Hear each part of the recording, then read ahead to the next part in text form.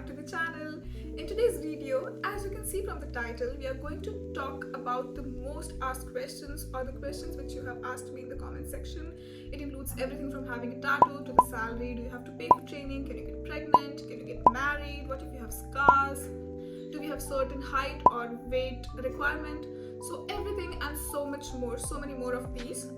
So just stay tuned till the end. Maybe I will have an answer to your question which you were just thinking, oh, is it possible? Maybe trainer knows. Yes. So I'm going to cover all these things. Are they required? Are they needed? Everything about Qatar Airways, working as a ground staff. So all these things I will cover today. And if you feel that you still have another question which is not yet answered, so you can ask me, you can leave a comment below and I will take that in the next Q&A session. So let's start. So the first question is, are we supposed to pay for the training? So because I'm talking about Qatar Airways ground staff, as a ground staff, no, I did not have to pay for any training. My training lasted for 2 months. I have made a detailed video about it on how did the training go and everything. You can watch it. I will leave a link below in the description or somewhere here on the top. So let's finish this one first and you can watch it. So yes, I did the training and everything, but I did not have to pay for anything. The training was 2 months long. The first month we were in D-Ring, or now they have another training center, so where they will teach you which things will be on books, theoretical things, theoretical scenes which could happen. You will have role play, presentations, some written exams, some exams over Altia or the softwares that we use. So that would be the first month, and the second month is a training on the job. So you would be at the airport. If you joined as a ground staff, then you would maybe be at the check-in counter or boarding gate or transfer desk. So they will allocate you with staff who are older and who are more experienced, and you will shadow them. Shadow in the sense that you will see what they're doing, so you can understand, okay, what's the process, what's happening. And if you get a chance, maybe you can also board or do some check-in while someone who's more experienced is standing behind you, so they can see that you're not doing any mistake. So those were the 2 months of my training, and one of, I would say, the 2 most amazing months which I had in Qatar Airways. Coming back to the question, no, you do not have to pay anything for the training. In fact, you get paid during the training. I got everything, whole of my salary. My salary at that time was about 3,100 something, 3,100 or 200, and I got every penny of it by the end of the month. So instead of me paying for the training, they were actually paying me to get trained. So I hope this answers your question. The next question is, when do you get your salary? So the salary, I'm assuming you're asking every month, when do we get the salary? So usually it's around 27th or 28th of the month. So we don't have to wait for the first of the next month to get our salary. It's amazing, right? I can actually get it by 27th or 28th, even earlier if there's a Friday, Saturday coming in between. So they would give it to you even earlier. And if you're asking by the perspective of someone who's a new joiner, this is related to the next question, with how much money should you be taking to Doha if you're joining now, or you're a new joiner and you're not sure that you're leaving your country and you're going to Doha. How much money should you take with you? And also it comes to that when do you get your salary? So you don't have to worry about it if you really need your salary. I suppose they asked me within the first week of when we joined. They gave us an option that if we want to take half of our salary in advance, because they knew that we just moved to the country, we might have to buy certain things, certain items, because we cannot bring everything in that 30 kg allowance. So they asked us that if we need, we can opt for taking half of the salary now, and then the second half we can take it by the end of the month. So if you feel that you don't have a lot of money and you do not come with a lot of money, then of course you can opt to take that. If not, you're planning to bring money from home, you want the whole salary at a time with you, then you can just bring maybe around 300-400 riyals. That is, I suppose that's already enough. That would suffice you for your groceries, for maybe if some of your flatmates are saving money or pulling money together for cleaning supplies or Wi-Fi, those kind of things, then you can do that. You would not be able to buy a lot of items. Let's say you want to buy bed sheets and buckets and this and that and all the things in the world, but that you can wait for a month and you can buy once you get the salary. So that's possible. Yes, I hope this was clear. Let's move to the next question. Can you apply for the job as a ground staff in Qatar Airways if you have tattoos? So this is very interesting. because I do have a lot of friends who have lots of tattoos on their bodies, and one of my friends, she even got tattoos after she joined Qatar Airways as a ground staff. So where this comes to this very small this very teeny tiny point, that you are allowed to have tattoos as long as they are inside the uniform, so they do not show to the customers, because they consider tattoos to be not so professional, and that's why tattoos are not allowed. So as long as it's not on your face, because with the uniform, till here you're covered, and till here you're covered. So your neck is covered, your hands till wrist you're covered, on your feet you're all the way covered because you're wearing trousers and then socks and shoes, so you're all covered. So unless you have tattoos on your face, and then from this part of your hand, like the palm and back of the palm, so if you have any tattoos there, then they will ask you to either remove it, and if not, then you cannot get the job.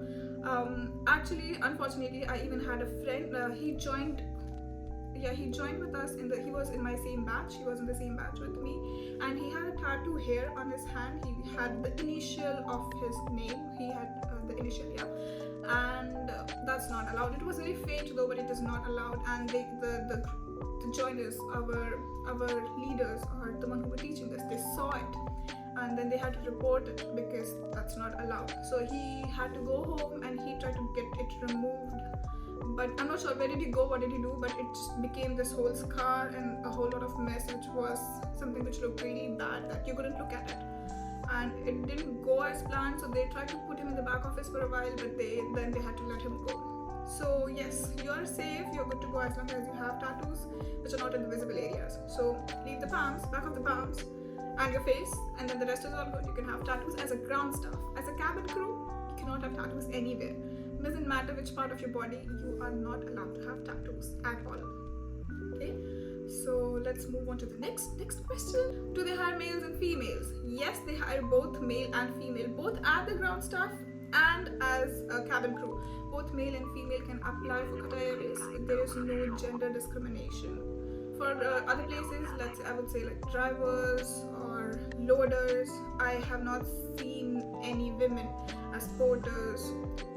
So yeah, I guess in those scenes you might say that I'm not sure if that's the requirement or they just don't take any women, but also I don't think a lot of women would be interested in becoming a porter and lifting heavy bags. So that comes to that. Say for female, so I understand your concern, because even I was a little bit worried. Well, more than me, my mom was very much worried, because it's a Middle Eastern country and you don't know how things are going to go. None of my family members had been there, and we were kind of expecting things to be like Saudi, where it's very strict. So we didn't know how it is going to go, and I was supposed to work in shifts. So in the night, sometimes 11 to 8 in the night was my shift. So you might think that okay, maybe it's not so safe. So this question, I understand it's genuine, but I would say it is the safest country you can ever imagine of. There was no issue with even going to work or coming back to work, and airport was that one place where I felt the safest. Even at 3 a.m. when I was walking at the ramp with because the ramp is majorly being worked by males, but I never felt unsafe even for 1 second, never, because everyone follows rules. Everyone knows, even if they do as much as like twitching their eye, they will be deported. No one wants to get deported. So you're very safe as a woman, as a man as well. You're very safe, and you don't have to worry about any of the safety issues like that. I hope that answers your questions. This brings me to the next question, which is, can you apply for a ground staff if you have glasses, braces, or any scar? So glasses is fine, braces are also fine, but I would say that they would ask you that when are you going to have them removed, because let's say they don't look as pleasant as you would think of them, so they would ask you to get them removed, or they would ask the date when you're going to get them removed. And if you're already working in the company and then you want to get braces, then you would have to take permission, a written permission from the grooming officers that okay, yes, you can have braces. This is all I'm talking about ground staff. Cabin crew, they have another standards, different kind of standards. So braces are fine, glasses are fine. If you have any scars as a ground staff, it's good. Qatar Airways ground staff, you can have as many scars as you need. You can have those. I hope you don't have a lot, for your good, for your safety, but you can have, that's not an issue. So is there any restriction about weight and height? So no, there is no restriction over your weight and height. I have seen what you would call as low BMI or high BMI people working with us. Same with the height, really tall people, really short people. So no, not an issue. And also of course average weight and average height, everything goes. So for Qatar Airways ground staff, no, there is no such issue. There's no such bar with your height and weight. So good to go. Yes. So the next question is about pregnancy and getting married. So let's start with getting married, then we'll come to pregnancy. So if you are already married, that's good. That won't affect any decision of the hiring company or Qatar Airways. As I've talked in my previous video about the accommodation, so men, they're already allowed to live outside of the company accommodation, but women, they are not. So what I'm talking about right now is about women, because men are already free. They can live wherever they want, with whomever they want. So that's not an issue. So I'm talking about women. So women, if you are married and your husband lives there in Qatar, you can move out with him. You just need to take permission and you're good to go. You can live with your husband. If your husband is not in Qatar, maybe he's in some another country, he's back home, then if he ever comes to visit you in Doha, you will have to leave a request paper giving them all the dates that he's here for 10 days and this and that, his visa, passport details, and you can request to have a move out so you can live with him. And if you want to get married after joining the company, so men, they do not need any permission to get married, but for women, they have to apply for permission to get married, and you have to fill the details of the person. Is he working in Qatar Airways? Is he working outside? Where is he living? So you need a permission to get married, but they would never refuse you to give the permission to get married. The only circumstance which gets complicated is if the person is also working as a Qatar Airways ground staff, because husband and wife or a couple, of course husband and wife, it's Qatar, so a couple cannot work together in the same department. So in that case, you might have to wait or do things differently. Maybe one of you can change the location, or one of you can leave the job. I've seen my friends who have done this. So yeah, getting married is not such a big deal. Okay, so once you're married, let's talk about getting pregnant. So if you're pregnant, definitely you get maternity leave, and you also get this maternity uniform, which it's a frock kind of thing, and you can walk with your big stomach. So that's good. You can get married and then you can get pregnant. It is not allowed in Qatar to get pregnant if you are not married. It's fine if your husband is back home and he's not here and you're pregnant, that's okay, but you are married. As long as you're married, that's good. You can get pregnant and you are fine. You would also get maternity leave and other benefits, so that's good to go. But if you're not married and you're pregnant, that's a Middle Eastern country, and this is a crime and you're punishable by law. So okay, that's pretty much that I want to tell you. Let's move on to the next question. Someone asked me what are the job timings. So this I cannot answer in like 40 hours or something, because as I've mentioned before, it's an airport job and airport is open 24/7, so you would have to work anytime from 24/7. You do get 2 consecutive off days. That is not necessarily Saturday or Sunday or Friday or Saturday. It could be any 2 days of the week. So it could be Monday, Tuesday, Wednesday, Thursday. You have to work in total for 44 hours. That includes your break. So 44 hours including your break, 5 days a week you have to work. I suppose that's pretty good. There's no specific job timing. Your schedule changes every week. So maybe the first week you're doing morning, the second week you're doing night shift, third week you're doing evening, fourth week you're doing afternoon. Anything's possible, and that's how the job timing works. Okay. So the next question which you have asked me is about the age restriction. So there's no age restriction as in the maximum age, but I would suppose that they do prefer people who are younger, because it's easy to adapt them into the environment of Qatar Airways. rather than someone who's already very experienced and then maybe rigid with their experiences and their principles or their behaviors or personality, I would say. So they do prefer younger people, but there's no as such criteria that if you're 50 or 55 that you cannot apply for Qatar Airways Ground staff. I don't suppose a lot of people at the age of 55 would want to do this, especially to start as a customer service agent. Maybe as a DO or DM or someone at a higher position. So maybe that. And coming to the minimum criteria, that's you have to be 21, minimum 21. At the time of applying, you have to be 21. I hope that answers your question. So let's take the next question. What about the currency? What about the currency? So you get your salary in Qatari riyals. If I have any Indian viewers here, I suppose a lot of them are from India because that's what my statistics shows. So 1 riyal is approximately 20 rupees, and if you want it in US dollars, then 3.65 Qatari riyals is equal to 1 US dollar. So somewhere around 4.5, 4.8 riyals is equal to 1 euro. That I'm talking about from the information which I remember when I used to work there. Maybe it's a little bit fluctuated or changed, so you can check that. Can we use Emirates tickets if we wish to travel? So the answer is no. Before we used to be able to, yes, but after the blockade which happened between Qatar and UAE, these airlines are not in such a good terms, I would say. I don't know, with the new CEO maybe things will change. I'm not sure if it all works for well. That's good enough. That's good.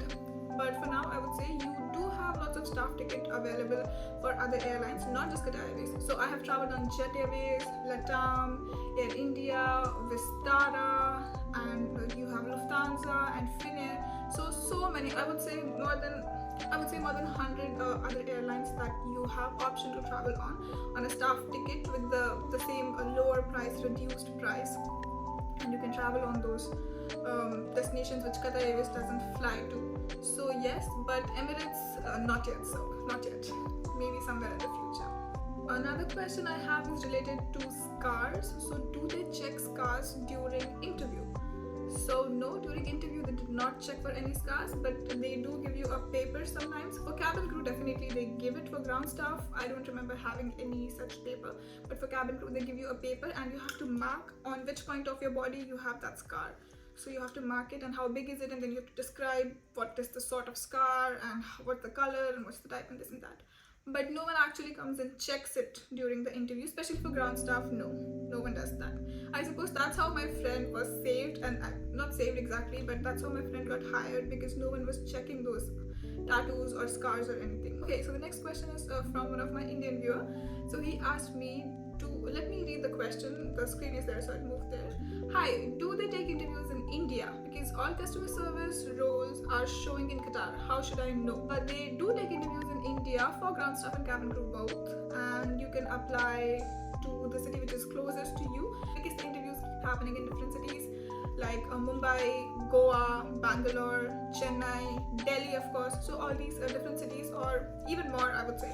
Whichever is near to you, you can select that. But the position or the job is mostly in Doha, because Doha is the hub. That's where they need the maximum people, the maximum power is needed in Doha, and that's why your salary is so high, because you're living in Doha. That's why you're getting that salary. They do get certain jobs listings which are in India, but they are very few, very less, and the salary is as per the Indian standards. So if you want to earn 1.5 lakh a month, you will have to move to Doha. If you work that same job in India, you would get maybe 30 or 40,000. I hope this answers the question of, do they have any jobs in India? Yes, they do, but the salary is less, and also the jobs are less in numbers. And in Doha, you have more chances of getting hired. You need more manpower over there. Coming to this, as in how should I know? So when you are applying for a vacancy, it shows the location. And if you are still confused, I have already made a video on how should you apply for Qatar Airways. Everything has been mentioned in detail. I would leave a link for that also in the description box, and I would also leave the link somewhere here on the top. You can check from there. So that's a step-by-step process and guide on how to actually apply for Qatar Airways, what's the process, everything. I have done that. So I think this video has been way too long now. I have covered a lot of topics. I still have a lot more remaining. So I'm pretty sure there is a part 2 coming on. Just keep subscribed to the channel. I hope some of your questions were answered, or maybe you got some more questions related to this. So just let me know in the comment section, so I will incorporate them in the next video that I upload answering your questions. I hope you enjoyed this video. If you did, please don't forget to like, share and subscribe to my channel. That means the world to me, and I really want to get 1000 subscribers fast. So also please share it with your friends, and I'm here to answer your questions. Just let me know. See you in the next one.